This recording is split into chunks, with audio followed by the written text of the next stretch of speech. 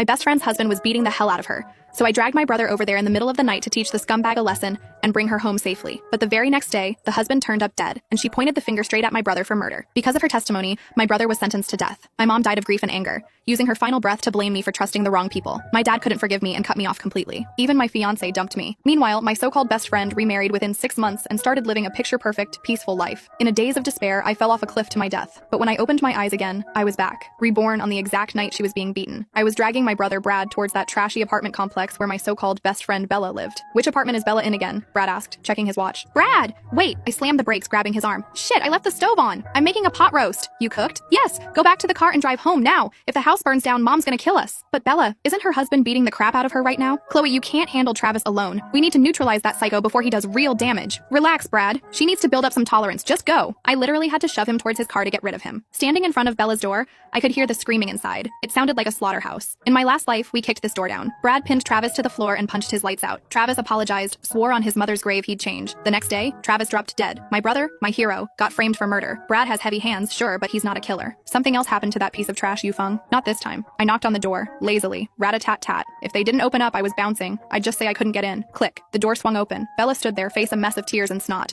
"Brad, save me! Boo-hoo!" She froze. It was just me. No big, strong protector. "Where's Brad? Chloe, why didn't you bring your brother?" "Ah!" Before she could finish whining, Travis grabbed a handful of her hair and dragged her back inside like a caveman. I stood in the doorway, putting on my best fake concerned face. "Travis, stop. Look, even if Bella was sexting other dudes, she probably hasn't banged them yet. You can't beat her just for talking dirty." Travis had his hand raised, hesitating. But when he heard my words, that slap came down like the hand of God. Whack! "You cheating skank! You're wearing a green hat on my head? You wanna play games? I'll kill you first." Travis went full psycho mode. Bella screamed, "Chloe, what the hell are you saying? I never sexted anyone." "Ah!" Another slap. Smack. I rushed forward, pretending to panic. "Wait, isn't that why you're mad? My bad. I thought you caught her chatting with those 5 other guys." "5? Bella, you slut, I'm gonna end you." Before coming up, I'd stopped at the 7-Eleven downstairs and bought a glass bottle of Bud Light. Purely for self-defense, of course. Just in case Travis swung at me. A beer bottle is a great equalizer. Hurtful, but usually not lethal. But in the heat of the moment, Travis snatched the bottle right out of my hand. Smash! He cracked it right over Bella's skull. Beer and blood poured down her face. Bella touched her forehead, saw the red, and turned into a heavy sack, sliding to the floor. Travis froze. He dropped the jagged glass neck like it was radioactive. "Better get her to the ER, Travis. Don't want a murder charge. I'll call an Uber." Travis snapped out of it, scooped up his bloody wife, and followed me. Walking down the stairs, I felt eyes drilling into my back. Cold, hateful eyes. Travis didn't die because of my brother last time. Someone killed him. Was it Bella? I wasn't sure. She was with me that whole night in my past life. And let's be real, Travis was a tank. Bella couldn't take him one-on-one. There was definitely a third player in this game. Ideally, Bella would have died, but roaches are hard to kill. By dawn, she was stitched up. I played the role of the perfect BFF, paying bills,